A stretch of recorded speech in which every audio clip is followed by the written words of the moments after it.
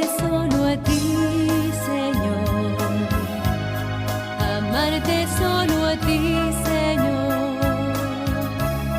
Amarte solo a ti, Señor. Muchas gracias, queridos amigos, por estar en sintonía de su programa Fe y Razón. Continuamos con el tema sobre la Santa Misa. En el programa anterior estábamos hablando con respecto a los ritos iniciales y nos quedábamos cuando el sacerdote termina con la oración colecta. Explicábamos que esa oración depende del tiempo litúrgico en el que estamos y ya está establecida esas oraciones durante el tiempo ordinario, las 34 semanas del tiempo ordinario, y asimismo pues durante el tiempo de Adviento, el tiempo de Navidad, tiempo de Cuaresma, tiempo de Pascua. Ya están definidas las oraciones colectas que el sacerdote va a decir y que nosotros tenemos que acuerpar. Estábamos hablando cómo la oración tiene que ser acuerpada por nosotros en una actitud de silencio, de reverencia, de preferencia con los ojos cerrados y con la frente inclinada. Una vez termina este momento de la oración colecta, ahora nosotros nos sentamos y comienza ya la primera parte de la celebración. Hasta ahorita pues hemos hablado de los ritos iniciales. Ahora entra la liturgia de la palabra. En la liturgia de la palabra es donde se va a proclamar la palabra de Dios y ahí nosotros tenemos que continuar siempre con esa actitud de oración, de respeto, en silencio, escuchando la palabra de Dios. Si usted tiene acceso a tener un misal, pues acompañar la lectura, aunque algunos dicen que no, que la palabra de Dios se escucha, no hay que estarla leyendo, pero también hay veces es necesario mejor tener el misal y leerlo, porque lastimosamente algunas personas que son lectores no leen bien. Y cuando no se lee bien, una palabra puede cambiar todo el significado de lo que se está diciendo. Ya en otras ocasiones he comentado que una vez estaba en una misa cuando la muchacha que iba pues a leer la primera lectura, ella habla y dice que a Jesús se le fue dado el poder, el imperio y el dominio por los siglos de los siglos, así dice la lectura, pero ella cambió la palabra dominio y en lugar de decir el poder, el imperio y el dominio, dijo que a Jesús se le dio el poder, el imperio y el demonio por los siglos de los siglos. Cambió la palabra dominio por demonio. Entonces a veces es mejor tener el misalito para ir leyendo, porque muchas veces los lectores se equivocan, no dicen bien una palabra o no hacen bien los signos de puntuación. En lugar de hacer una pregunta lo hacen como una aseveración y se pierde el sentido del mensaje. Por eso es que, mis queridos hermanos, las personas que tienen el ministerio de lectores en las parroquias tienen que ser personas idóneas. No se puede poner a cualquiera a leer, no se le puede decir, mire, venga usted y póngase a leer. Tienen que ser incluso personas de un testimonio cristiano, de un testimonio de vida católico, que estén viviendo en gracia de Dios. No se puede poner a leer a nadie. Si no hay nadie que leer, pues lea los que estén en gracia de Dios. No hay que tener miedo a eso. Pero no podemos darle el privilegio de la lectura a cualquier persona, mi querido hermano. Eso es muy peligroso y está causando mucho daño en nuestras comunidades. Entonces, la primera lectura, aquí comienza ya la liturgia de la palabra, ya llega uno de los lectores, todo tiene que hacerse con mucha reverencia. Hay gente que tiene también costumbres, son costumbres que deberían de educarse. Por ejemplo, mencionaba en el programa anterior a alguien que fue pues un maestro insigne para nosotros, Fray Hilario María Contrán, y él tenía una disciplina para la misa, y una de esas disciplinas era que los lectores tenían que estar inmediatamente listos para la lectura. Pero yo he estado en algunas comunidades en donde pasa el de la primera lectura, se toma todo el tiempo para llegar al altar, hace la reverencia, luego se sube al ambón, empieza a ver la lectura y de ahí con toda paciencia empieza a leer. Una vez termina de leer, se baja, hace la reverencia, se va a sentar y hasta que se sienta aparece el que va a leer el salmo, igual el mismo ritual, va a pasar al frente, hacerle a Fray Hilario no le gustaba eso. Inmediatamente él tenía que estar, terminaba la primera lectura, ya tenía que estar delante del que iba a leer el Salmo. Y eso tiene que ser parte también de la disciplina dentro de la misa. Mis queridos hermanos, la palabra de Dios es santa, es sagrada y tiene que hacerse lo mejor para el Señor. Comienza ya la primera lectura y de acuerdo a las rúbricas que se nos presentan en el misal, dice de la siguiente manera. Después el lector se dirige al ambón y proclama la primera lectura que todos escuchan sentados. Ahí estamos sentados y atentos a la lectura. Para iniciar el final de la lectura, el lector dice palabra de Dios. Ahora, hay maneras de hacerlo. Por ejemplo, cuando se va leyendo, se hace la lectura, tiene que leerse bien, despacio, bien pronunciado. No tiene que leerse como que si lo van persiguiendo. Y después de que termina la lectura, tiene que haber un silencio de unos cuantos segundos. Y al terminar la lectura, entonces se dice palabra de Dios. Por ejemplo, si nosotros leemos una lectura que me salió aquí al azar, libro de Job, entonces termina esa primera lectura diciendo: hasta aquí llegarás, no más allá. Aquí se romperá la arrogancia de tus olas. Se hace una breve pausa y luego el lector dice palabra de Dios. Y nosotros respondemos: te alabamos, Señor. Entonces hay un pequeño silencio entre el final de la lectura y la expresión palabra de Dios. Después de eso ya se prepara el salmista o el cantor, se canta o se recita el salmo y nosotros vamos respondiendo la antífona que se nos ha indicado. Cuando hay segunda lectura, aquí hay un detalle bien importante. Las misas dominicales y solemnidades y algunas fiestas tienen segunda lectura. Las misas entre semana no tienen segunda lectura. Entonces hay que estar pendientes si es una misa entre semana, no tienen segunda lectura. Ya están establecidas en el calendario litúrgico, el cual vamos a platicar, vamos a hablar un poquito sobre él en unos momentos. Entonces, cuando es misa dominical o solemnidad, hay una segunda lectura, ya hay un lector aparte que está listo para leer la segunda lectura. Dice la rúbrica que después, si hay una segunda lectura, el lector la lee desde el ambón como la primera.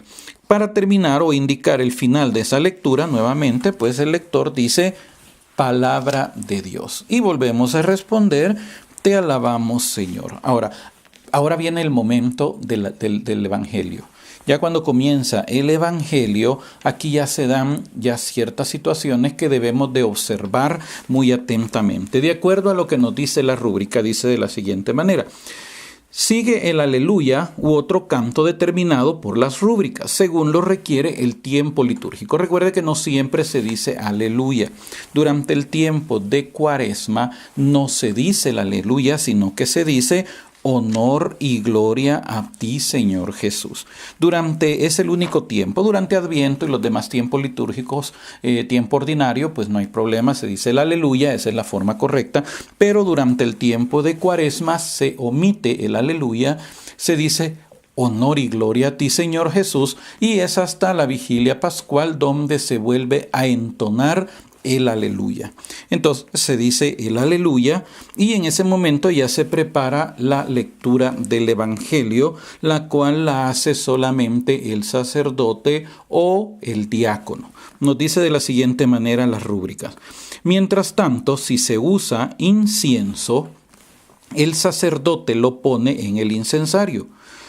Después, el diácono que va a proclamar el Evangelio, ahora si en caso es el diácono el que lo va a hacer, el diácono que va a proclamar el Evangelio, profundamente inclinado ante el sacerdote, pide la bendición diciendo en voz baja: Padre, dame tu bendición.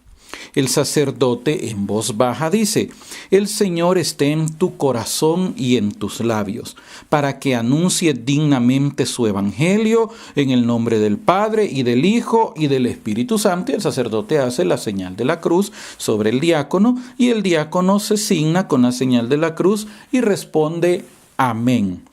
Pero si no está presente el diácono, el sacerdote va a leer el Evangelio, el sacerdote inclinado ante el altar, ya ustedes se fijan, él se levanta de su silla donde está presidiendo, él se dirige hacia el altar, él se inclina ante el altar, así nos dice la rúbrica, inclinado ante el altar, dice en secreto. Estas son oraciones que las hace el sacerdote, las cuales nosotros no escuchamos y deberíamos de saber, y por eso estamos con estos programas, para que entendamos lo que hace el sacerdote y cuáles son las oraciones que él hace. El sacerdote se inclina ante el altar y dice en secreto: Purifica mi corazón y mis labios, Dios Todopoderoso, para que pueda anunciar dignamente tu evangelio. Y después de eso, ya sea el diácono o el sacerdote, se dirige al ambón acompañado, si es oportuno, por los ministros que llevan el incienso y los cirios, y ahí viene y nos saluda y dice: el Señor esté con ustedes. Entonces el pueblo, nosotros respondemos: y con tu espíritu. Ya dijimos en el programa anterior que no se dice con su espíritu, sino con tu espíritu. Y el diácono o el sacerdote responde: del Santo Evangelio según San, y anuncia cuál de las 4 versiones del Evangelio se va a leer. Entonces dice del Santo Evangelio según San Mateo, por ejemplo, y en ese momento nosotros respondemos y decimos: gloria a ti, Señor Jesús. Ahora, en este momento se da una situación bien interesante. El diácono o el sacerdote, si usa incienso, incensa el libro y proclama el Evangelio. Acabado el Evangelio, el diácono o el sacerdote aclama: palabra del Señor. Oiga, cuando son las otras lecturas, nosotros decimos palabra de Dios. Él dice el sacerdote, o el lector, dice palabra de Dios. Cuando el sacerdote lee el Evangelio, dice palabra del Señor. Y nosotros respondemos también: gloria a ti, Señor Jesús. Ahora, cuando el sacerdote va a hacer esta situación, va a leer el Evangelio anteriormente, el sacerdote hace lo siguiente. Cuando él anuncia el Evangelio y dice según el Evangelio o del Santo Evangelio según San, y menciona el nombre del santo, del evangelista, él hace la señal de la cruz. Nosotros igualmente hacemos la señal de la cruz. La forma correcta, de acuerdo a la rúbrica del misal, dice que mientras tanto, él anuncia eso, hace la señal de la cruz sobre el libro, él hace la señal de la cruz sobre el libro y sobre su frente, sobre sus labios y sobre su pecho, nada más. Igualmente nosotros también tenemos que hacer la señal de la cruz sobre nuestra frente, sobre nuestros labios y sobre nuestro pecho. Eso es todo lo que tenemos que hacer. Hay gente que empieza a hacer la señal así y luego le hace no sé cómo y empieza a hacer un montón y por último hace la gran y después todavía le hace la formita de la cruz con el dedo y todavía le pega el beso a la cruz. Eso no es parte de la liturgia. Eso no debería de ser, o no es correcto, mejor dicho. Simplemente se hace la señal de la cruz en la frente, en los labios y en el pecho, nada más. Se escucha atentamente la lectura del Evangelio y cuando el Evangelio termina y el sacerdote nos dice palabra del Señor o el diácono, nosotros respondemos: gloria a ti, Señor Jesús. Después el sacerdote lee el libro o besa el libro y dice en secreto. ¿Usted se ha fijado que se besa el libro del Evangelio y dice él en secreto? Escuche lo que dice: las palabras del Evangelio borren nuestros pecados. Las palabras del Evangelio borren nuestros pecados. Y nosotros nos sentamos para escuchar la homilía. ¿Qué es lo que nos dice la rúbrica con respecto a la homilía? Luego se hace la homilía que corresponde al sacerdote o al diácono y que debe hacerse todos los domingos y fiestas de precepto. También se recomienda los otros días, pero obligación es simplemente los domingos o fiestas de precepto. Nosotros asistíamos hace un tiempo a una parroquia en donde el sacerdote algunas veces hacía una homilía, otras veces no hacía la homilía, simplemente se hacían las lecturas nada más y luego continuaba con el resto, pero esto entre semana. Domingo tiene que haber homilía. En otras ocasiones, pues la homilía duraba 3 minutos y muchas veces no había necesidad de decir tanta cosa. El sacerdote en 3-4 minutos daba una buena homilía, bien centrada, bien puntual y luego continuaba con la misa. Pero la homilía sí es de rigor, es de ley, los domingos y fiestas de precepto. Ahora, en cuanto al calendario litúrgico, aquí viene lo interesante. La Biblia o la misa, las lecturas están distribuidas en 3 ciclos. Está el ciclo A, está el ciclo B, está el ciclo C. En el año en que estamos haciendo este programa corresponde a las lecturas del ciclo A. Próximo año será ciclo B, próximo año será ciclo C y luego se regresa al ciclo A. Durante todo el año ya están establecidas las lecturas dominicales para esos ciclos, pero eso se corresponde nada más a las lecturas dominicales. Hay gente que dice que si uno va a misa todos los días por 3 años, lee la Biblia completa. Eso no es cierto, mi querido hermano. No está toda la Biblia en las lecturas de la misa. Hay muchos pasajes que no están incluidos, como por ejemplo los primeros 8 o 9 capítulos del libro de Crónicas que nos hablan de puras genealogías. No están en las lecturas bíblicas. El libro de Job, por ejemplo, hay muchos pasajes, muchos de los capítulos del libro de Job que no están en las lecturas, simplemente pues los primeros capítulos y luego el final del libro, y así también hay muchos pasajes. El Evangelio por lo general sí se lee casi todo, pero muchos pasajes del resto de la Biblia no se leen todos, porque no es la intención que se lea toda la Biblia durante las misas. La intención es que se lean los pasajes más relevantes en cuanto a nuestra salvación, al plan de salvación de Dios establecido para nosotros y siempre enfocados al plan de Cristo, a la labor, a la misión de Cristo para nosotros. Entonces no está toda la Biblia completa. Es un error que dicen algunos que si uno va a misa 3 años seguidos, todos los días la lee completa. Eso no es correcto. Muchos pasajes no están en la Biblia. El calendario litúrgico está dividido en etapas o en tiempos. El calendario litúrgico comienza en el tiempo de Adviento. El calendario litúrgico no comienza el 1 de enero como comienza el año civil. El calendario, el año litúrgico comienza el primer domingo de Adviento. Después de ese domingo de Adviento se van dando los sucesivos domingos hasta que se llega al tiempo de Navidad y luego comienza el tiempo ordinario. Durante el tiempo ordinario, entre semana, están las lecturas divididas en 2 años, el año par y el año impar. En el tiempo dominical están distribuidas en 3 ciclos, como dijimos hace un momento, ciclo A, ciclo B y ciclo C. Durante el tiempo de semana, las lecturas están en el año par, año impar, todo eso depende del año en el que se esté. Por ejemplo, en este año que estamos grabando este programa, año 2017, las lecturas entre semana están en el año impar. El próximo año, 2018, las lecturas serán en el año par. El año 2019, nuevamente las lecturas del año impar. En cuanto al Evangelio, entre semana siempre es el mismo Evangelio, tanto en el año par como en el año impar. Y luego, en los domingos, pues están distribuidas en ciclo A, como dijimos, ciclo B y ciclo C. Así que después del tiempo de Adviento y de Navidad, comienza ya el tiempo ordinario. ¿Cómo está distribuido, por ejemplo, para este año? ¿Cómo estuvo distribuido para este año? Como les menciono, este año que está siendo grabado este programa es el año 2017. El año litúrgico comenzó precisamente en el primer domingo de Adviento y ese domingo de Adviento comenzó el año pasado el 27 de noviembre.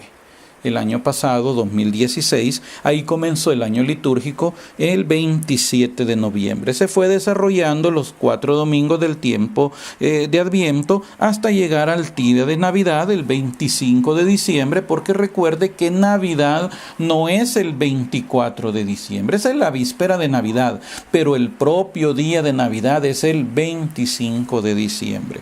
Luego, pues terminamos el tiempo litúrgico de Adviento y del tiempo de Navidad. Comienza el tiempo de Navidad el 25 de diciembre, que termina con la Epifanía del Señor. La Epifanía del Señor es cuando se manifiesta Jesús a los Reyes Magos.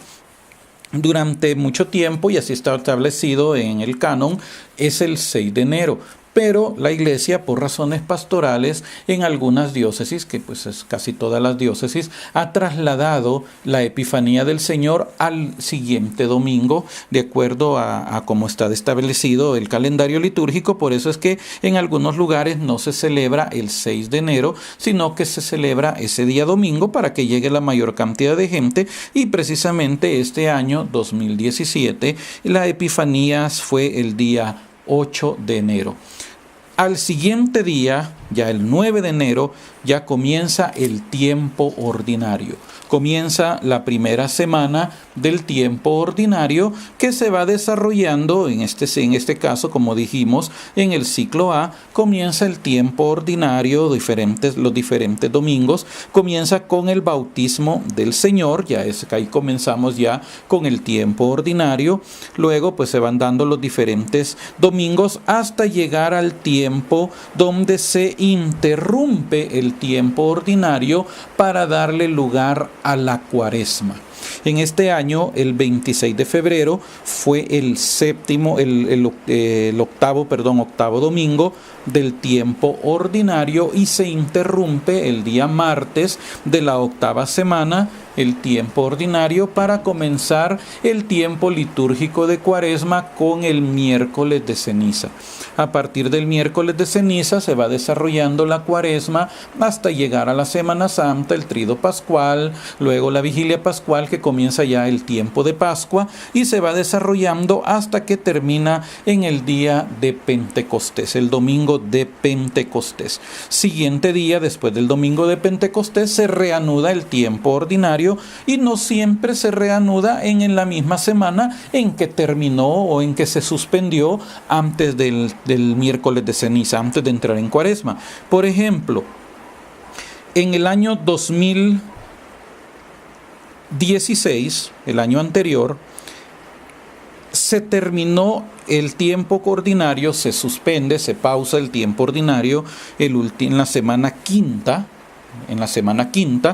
y luego, eso fue el 7 de febrero, y luego el 15 de mayo se reanuda nuevamente el tiempo ordinario, pero se reanuda hasta la semana séptima.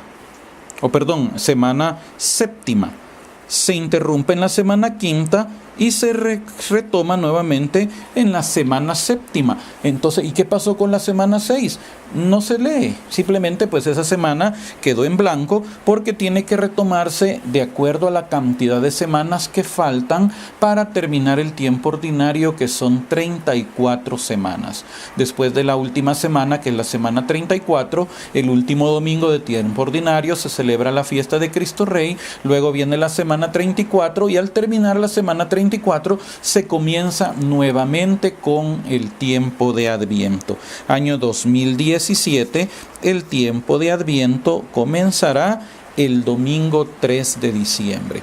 Y así es como se van distribuyendo las lecturas durante estos tiempos. Bueno, para usted puede ser muy complicado, para mucha gente muy complicado, y se entiende. Lo mejor es tener un misal y tener las lecturas listas, y a uno solo las va leyendo, las va repasando, y pues no hay que complicarse mucho con todo este tipo de situación. Esto dejémoselo a los que se encargan, que tienen que ser, en este caso, pues los lectores, que tienen que saber todo esto, y los sacerdotes. Es bueno para nosotros como laicos también saberlo para poder entender el calendario litúrgico. Una vez terminada la homilía, nos dice la rúbrica, cuando está prescrito se canta o se dice el símbolo o la profesión de fe. Dentro de los credos hay dos credos que le llaman el credo corto y el credo largo. Realmente el credo corto se llama símbolo de los apóstoles y el credo largo se le llama el credo del concilio que se tuvo en Nicea, Constantinopla, el credo de Nicea, Constantinopla. ¿Cuáles son entonces esos credos? El credo corto, como se le llama, que es el símbolo de los apóstoles, simplemente dice: creo en Dios Padre Todopoderoso, Creador del cielo y de la tierra, creo en Jesucristo, su Hijo único, nuestro Señor, que fue concebido por obra y gracia del Espíritu Santo, nació de Santa María Virgen. En este caso, la rúbrica nos solicita, nos exhorta a que cuando se diga María Virgen, en ese momento tenemos que inclinarnos, tenemos que hacer una inclinación, que fue concebido por obra y gracia del Espíritu Santo, nació de Santa María Virgen, hacemos la inclinación, padeció bajo el poder de Poncio Pilato, y ahí se va desarrollando el credo corto, como le llaman, o símbolo de los apóstoles. Ahora, el credo largo, que es el credo de Nicea Constantinopla, es más completo en algunos asuntos de la fe y es el que causó hasta cierto punto, bueno, esto fue lo que causó, por si usted no lo sabía, la división que hubo con las iglesias orientales. Eso fue hace más de 1000 y tantos años. Cuando se hace este concilio y se establece este credo, hay una parte que cuando habla del Espíritu Santo, dice: creo en el Espíritu Santo, Señor y dador de vida, que procede del Padre y del Hijo. Y las iglesias orientales, de rito oriental, ellas dijeron que no podía decir que el Espíritu Santo procede del Padre y del Hijo, sino que dijeron, tiene que decir procede del Padre por el Hijo. Pero la iglesia romana, la iglesia latina, dijo no, tiene que decir que procede del Padre y del Hijo. Y ahí donde se dio la ruptura. Por eso es que las iglesias ortodoxas son católicas, son igual de católicas que la iglesia romana o la iglesia del rito latino, ese es el nombre correcto, pero mientras ellos dicen esto no se arregle, entonces ellos están separados de la comunión con Roma, por lo tanto están separadas de la comunión con el Papa. Y un detalle bien interesante fue que cuando fue ya el nombramiento, la entronización, como le llame, del Papa Francisco, por primera vez en más de 1000 y tantos años llegó un patriarca ortodoxo a esa celebración. Y ese es un gran paso, y a esto es que se refiere precisamente el ecumenismo. Cuando en la misa nosotros oramos por la unidad de los cristianos, se refiere precisamente a estas iglesias que se han separado de la iglesia católica, del rito latino y de aquellos grupos originales, protestantes originales como luteranos y anglicanos que se han separado, para que regresen, porque todavía tienen cierta vinculación con nuestra iglesia. Entonces se recita el credo, la profesión de fe. Igualmente pues hay algunas profesiones o hay algunas fórmulas en donde el sacerdote pues nos dice que profesemos. Él dice, ustedes creen en Dios Padre, creen en Dios Hijo. Sí creo, decimos nosotros, no decimos sí creemos, porque la profesión de fe es personal. Tenemos que decir sí creo. Y así es como se hace la profesión de fe. Y terminada la profesión de fe, entonces viene la oración universal u oración de los fieles. Se llama de las dos maneras, oración universal u oración de los fieles, donde se hacen o se presentan las diferentes peticiones. Aquí termina la primera parte, que es la liturgia de la palabra. A partir de este momento comienza la liturgia eucarística. A partir de este momento, mis queridos hermanos, comienza otro tiempo de oración fuerte. Ya escuchamos la palabra de Dios, ya profesamos nuestra fe, ya ahora nosotros acompañamos a la iglesia en su oración universal. Dese cuenta, seguimos orando, ahora entramos a la liturgia eucarística, la cual también es una oración. Tenemos que mantener siempre el espíritu de oración. Tenemos que mantenernos siempre en ese espíritu de estar en silencio, en recogimiento, de estar atentos, de estar pendientes. Cuando comienza ya la liturgia eucarística, que es donde se da la preparación del altar y las ofrendas, a esto se le llama el ofertorio. Ya en muchos programas hemos dicho claramente que el problema que tenemos en nuestras comunidades es que nosotros creemos que el ofertorio es el break de la misa, es el receso, es donde, bueno, ya estuvimos escuchando, ya estuvimos orando, ya pues recitamos el credo, ahora vamos a descansar un ratito allí en lo que el sacerdote prepara todo. Entonces, pues sí, fíjate que está, y empezamos a platicar con el de a la par. No, mi querido hermano, eso no se debe de hacer, porque este momento es un momento muy fuerte, muy importante. Ya escuchamos a Cristo en su palabra, hoy vamos a presenciar a Cristo real, presente, vivo en la Eucaristía. Por lo tanto, este momento tiene que ser un momento de mayor oración, de más profundidad en la oración. Comienza a prepararse todo. En este momento todos estamos ya sentados porque el credo se hace de pie junto con la oración de los fieles. Terminada la oración de los fieles, nosotros nos sentamos porque va a empezar ya la segunda parte, que es la liturgia eucarística, donde se va a empezar a preparar el altar, las ofrendas, y donde se va a comenzar ya este tiempo, este momento importante de la misa. Nos dicen las rúbricas de la siguiente manera: terminado lo anterior, comienza el canto para el ofertorio. Como dijimos, no es el break de la misa. Este es simplemente el momento importante donde debemos de estar más en oración por lo que va a acontecer en unos minutos. Mientras tanto, los ministros colocan sobre el altar el corporal, el purificador, el cáliz, la paila y el misal. El corporal, pues ese es el mantelito que usted mira que desenrollan, el cáliz, el purificador, la paila donde va la hostia, y el misal, porque aquí viene un detalle bien importante. El sacerdote tiene que leer lo que está en el misal tal y como está escrito. Por eso es que él no puede inventar. Si él comienza a inventar, está yendo en contra de algo que se llama rúbricas. No puede saltar. Esa es parte de la liturgia. Él tiene que decir todo tal y como está escrito. Por eso es que mucha gente, yo así pensaba antes, bueno, si este sacerdote tiene 50 años de sacerdote, que no se ha aprendido de memoria esto todavía, pues que tiene que estarlo leyendo. Pero era porque yo no entendía que tiene que leerlo. No puede decirlo ni inventar otra cosa. Tiene que leerlo y decirlo tal y como está en el libro. De esa manera tiene que hacer. Terminado lo anterior, dijimos, prepara todo.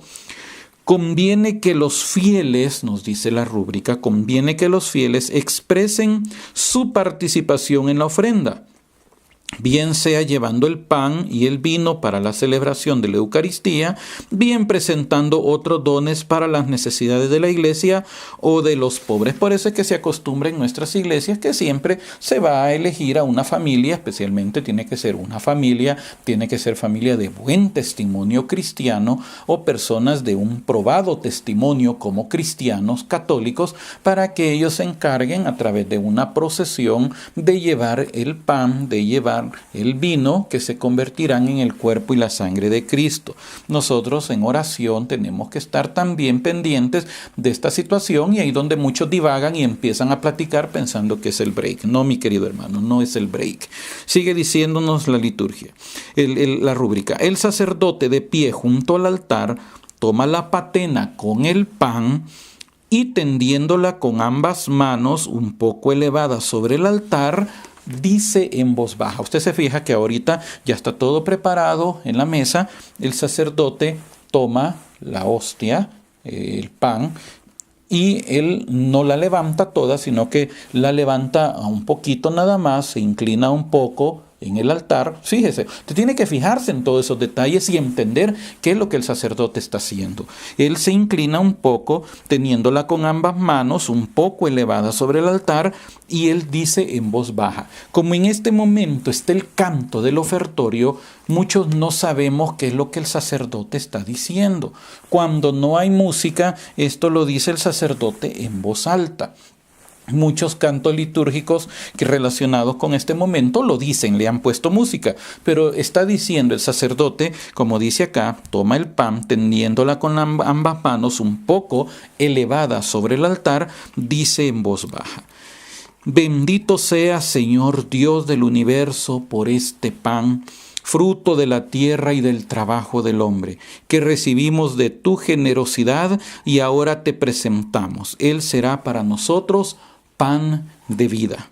Después deja sobre el corporal la patena con el pan Y si no se hace el canto del ofertorio, como decía hace un momento, si no hay canto del ofertorio, esto él lo dice en voz audible, el sacerdote puede decir estas palabras en voz alta y al final el pueblo puede aclamar. Ahí donde nosotros diríamos, bendito seas por siempre, Señor. Eso si no hay un canto. Si hay un canto, pues él solo lo dice en secreto, coloca nuevamente el pan y escuche lo que dice la rúbrica. El diácono o el sacerdote vierte vino y un poco de agua en el cáliz. Oiga, el diácono o el sacerdote, él es el que vierte el vino. Él es el que vierte un poco de agua. Usted se ha fijado que echa el vino y después echa un poquito de agua. No echa igual cantidad, no, echa el vino y después echa un poco de agua. Pero quien lo hace es el diácono o el sacerdote, si en un caso no hay un diácono en ese momento. No lo hace nadie más. No lo puede hacer un ministro extraordinario de la comunión. No lo puede hacer un acólito. Lo tiene que hacer el sacerdote. En una ocasión yo estuve en una misa que me sorprendió grandemente porque yo vi cuando el sacerdote toma la copa y él le pone la copa al monaguillo y el monaguillo es el que sirve el vino y después le sirve el poquito de agua. El monaguillo, eso no se tiene que hacer, mi querido hermano. Si usted mira eso, a eso se le llama un abuso litúrgico. No lo puede hacer nadie más que el sacerdote. Una vez el sacerdote ha vertido el vino y un poco de agua en el cáliz, que eso significa ese poco de agua en el vino, y ahí está participando la naturaleza divina de Cristo juntamente con nuestra naturaleza humana. Cristo Dios, Cristo hombre, se están mezclando en ese momento. Después que el sacerdote vierte un poco de vino, un poco de agua en el cáliz y dice en secreto, escuche la oración que él dice en secreto. Por el misterio de esta agua y este vino, haz que compartamos la divinidad de quien se ha dignado participar de nuestra humanidad.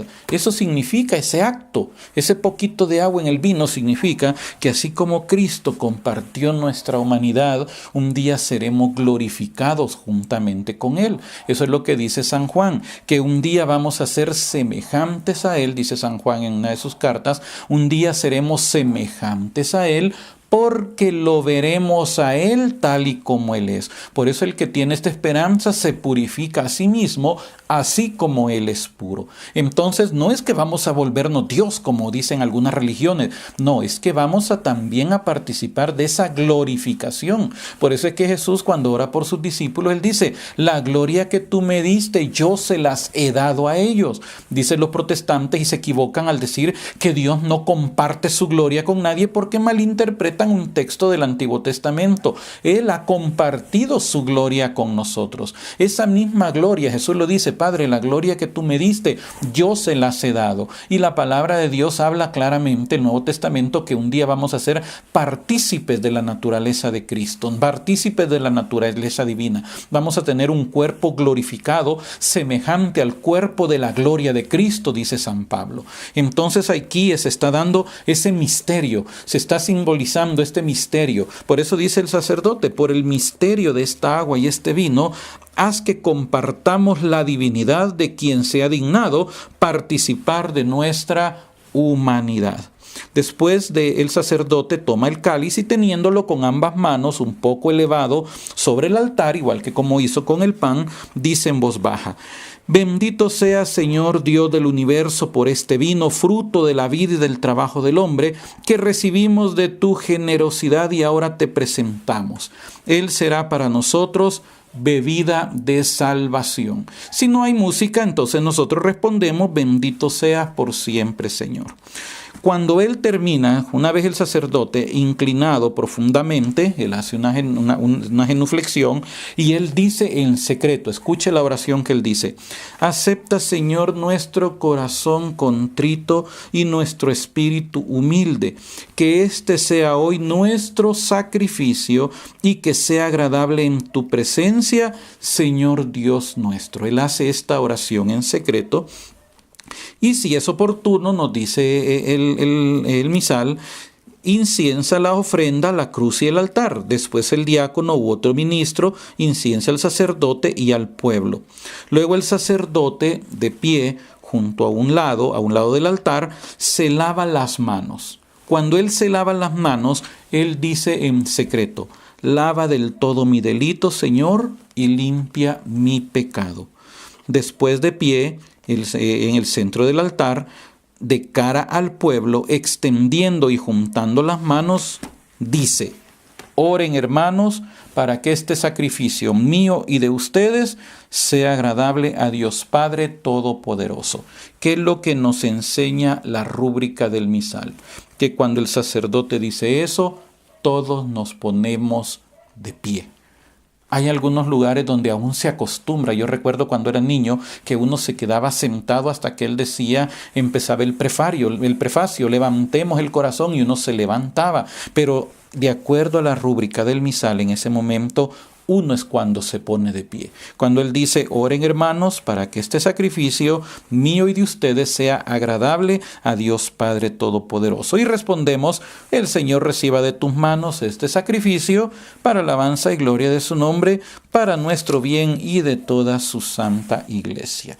A partir de este momento ya comienza lo que se llama la plegaria eucarística, comenzando con el prefacio, lo cual vamos a ver en nuestro próximo programa, ya que nuestro tiempo se ha agotado. Muchas gracias, queridos amigos, por estar en sintonía de nuestros programas, y si quiere escribirnos, comunicarse con nosotros, puede hacerlo a nuestro correo electrónico smelara67@yahoo.com, smelara67@yahoo.com. Muchas gracias y manténgase siempre en sintonía de nuestros programas.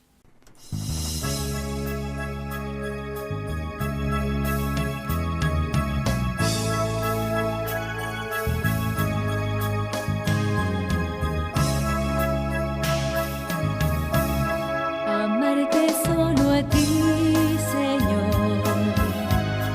Amarte solo